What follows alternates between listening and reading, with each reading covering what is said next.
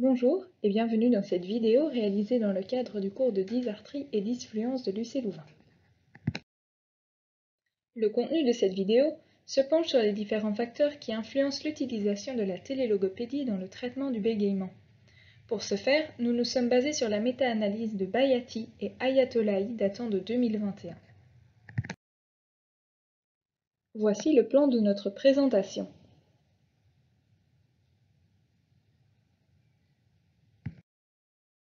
Alors, concernant le choix de la thématique, nous avons choisi celle-ci au vu du contexte sanitaire actuel, car c'est un système qui permet d'assurer une continuité des soins, même en cas de force majeure.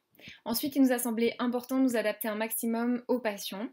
Ce type de système tient également compte du stress qui est présent chez les personnes qui bégayent et constitue une véritable solution. Nous avons également estimé important de sensibiliser les professionnels aux facteurs qui vont influencer l'utilisation ou l'implémentation de la télélogopédie.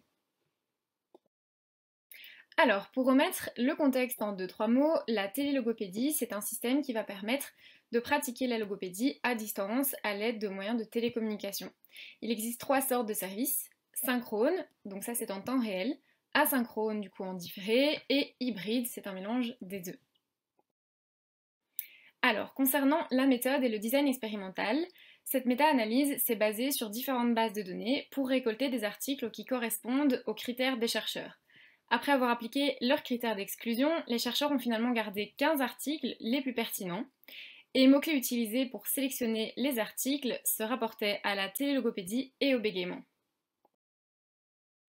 Les chercheurs ont mis en évidence 4 types de facteurs qui peuvent influencer l'utilisation de la télélogopédie.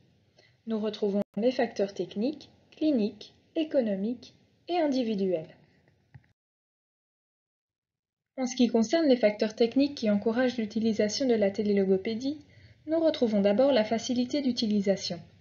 La qualité de la voix et des images doit être suffisante pour les cliniciens. Les facteurs limitant l'utilisation de la télélogopédie sont la difficulté à juger des aspects visuels subtils, la vitesse de l'Internet et les problèmes de webcam. De plus, les consignes et les exercices peuvent être incompris à cause de coupures. Le contact oculaire, quant à lui, est difficile à établir et peu précis. Bien souvent, les résultats dépendent du mode de télécommunication choisi. En effet, les services synchrones seraient les plus efficaces pour pallier les dysfluences. Pour ce qui est des facteurs cliniques positifs, cela constitue la majorité des résultats observés, et nous constatons une réduction significative de la fréquence et de la sévérité du bégaiement lorsque le traitement est effectué via la télélogopédie. La fréquence des situations d'évitement tend aussi à réduire. De plus, nous observons une diminution de 75% des syllabes bégayées dans le groupe expérimental. Chez ce groupe, l'intervention a duré 9 mois et les résultats sont en faveur de l'utilisation de la télélogopédie. Dans leur vie quotidienne, les personnes qui bégayent ont tendance à éviter les situations anxiogènes, car celles-ci peuvent augmenter leur bégaiement. Il arrive donc fréquemment que les patients ne soient pas motivés par leur traitement. Le service asynchrone est donc bénéfique pour les personnes fortement stressées, car elles peuvent apprendre plus librement les schémas qui leur permettront de moins éviter, et elles auront dès lors plus de temps pour s'exercer. La télélogopédie permet également de rester dans le confort de la maison et de permettre aux patients d'adhérer plus facilement à la prise en charge. Concernant les facteurs cliniques négatifs, on observe qu'avec les enfants timides, la relation s'établit moins bien avec le praticien. On remarque aussi qu'il est plus difficile d'attirer l'attention des enfants qui sont à l'aise à la maison lors de leur séance. Pour la méthode asynchrone, en l'absence d'un praticien, elle n'est pas appropriée pour tous les patients. Ça dépendra du coup beaucoup de la personnalité de celui-ci. Et on sait qu'avec cette méthode, les données audio peuvent être insuffisantes pour mesurer efficacement le pourcentage de syllabes bégayées. Pour ce qui est des facteurs économiques, la télélogopédie fait gagner à la fois du temps et à la fois de l'argent par la réduction des trajets et du temps d'attente. Toutefois, on relève des avis contradictoires concernant la durée du traitement. Donc, il y a certaines études qui estiment que le nombre de consultations en télélogopédie est similaire au nombre de consultations en face à face. Et d'autres études estiment que la durée et le nombre de consultations en télélogopédie ont augmenté par rapport à celles en face à face. Par contre, on note également que le plan de traitement thérapeutique est également généralement plus vite complété en télélogopédie et donc ça constitue évidemment un facteur avantageux d'un point de vue économique. Concernant les facteurs individuels et la communication synchrone, la présence d'un tiers pendant la session peut mettre à mal le secret professionnel car ce n'est pas forcément cloisonné comme en cabinet. La communication asynchrone et écrite, donc par mail, quant à elle, permet une meilleure relation entre le thérapeute et le patient, un partage des émotions et des attitudes qui est plus libre, et c'est plus adapté également pour les personnes qui sont timides et anxieuses. Les problèmes d'accessibilité géographique sont également éliminés, et c'est une méthode qui est flexible et donc qui s'adapte parfaitement à l'emploi du temps du patient, que ce soit pour le travail ou par rapport à l'école. Pour cette discussion, nous nous sommes également basés sur une autre recherche trouvée dans la bibliographie de notre méta-analyse. Il en est ressorti que l'anamnèse peut être réalisée, mais il ne faut pas oublier que celle-ci représente le premier contact avec le patient et qu'il est souvent important de le rencontrer au moins une première fois en vrai.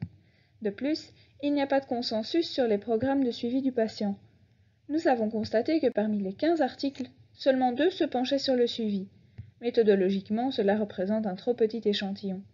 Par contre, un point positif est que nous retrouvons à peu près le même nombre d'études consacrées aux services synchrones, asynchrones et hybrides.